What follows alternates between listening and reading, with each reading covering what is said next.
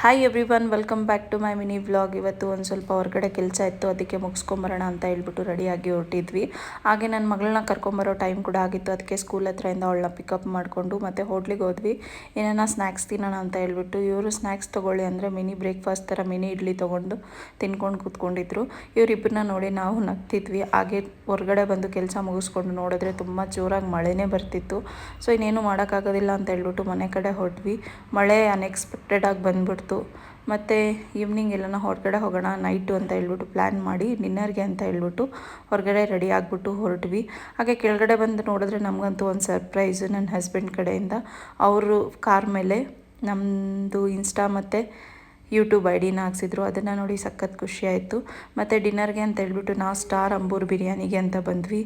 ಅಲ್ಲಿ ನೋಡಿದ್ರೆ ಇನ್ನೊಂದು ಸರ್ಪ್ರೈಸ್ ಕಾದಿತ್ತು. ತುಂಬ ವರ್ಷ ಆದಮೇಲೆ ನನಗೆ ಬಾಳೆ ಎಲೆ ಊಟ ಕ್ರೇವಿಂಗ್ಸ್ ಕೂಡ ಆಗ್ತಿತ್ತು. ಈಗ ಬಾಳೆ ಎಲೆ ಊಟ ತಿಂದಂಗೆ ಆಯಿತು. ನಾವು ಒಂದು ಸ್ವಲ್ಪ ಚಿಕನ್ ಗ್ರೇವಿ, ಕುಲ್ಚಾ ಎಲ್ಲ ಆರ್ಡರ್ ಮಾಡಿ ತಿಂದ್ವಿ. ಮತ್ತು ಬಿರಿಯಾನಿ ಕೂಡ ಆರ್ಡರ್ ಮಾಡಿದ್ವಿ. ಸ್ಟಾರ್ ಅಂಬೂರ್ ಬಿರಿಯಾನಿ ಅಂತೂ ಸಖತ್ತಾಗಿತ್ತು. ಎಲ್ಲ ಮುಗಿಸ್ಕೊಂಡು ಮತ್ತೆ ಒಂದು ಬೀಡ ತೊಗೊಳ್ಳೋಣ ಅಂತ ಹೇಳ್ಬಿಟ್ಟು ಬೀಡ ತೊಗೊಂಡು ನಾವು ಮನೆ ಕಡೆ ಬಂದ್ವಿ. ಇದಂತೂ ತುಂಬಾ ಟೇಸ್ಟಿಯಾಗಿತ್ತು. ಬೀಡ ಪ್ಯಾಕಿಂಗಲ್ಲಿತ್ತು. ನನಗಂತೂ ಸಖತ್ ಇಷ್ಟ ಆಯಿತು. ನೀವು ಟ್ರೈ ಮಾಡಿ. ನಿಮ್ಗೆ ಈ ವಿಡಿಯೋ ಇಷ್ಟ ಆದರೆ like, share and subscribe. Thank you for watching and keep support.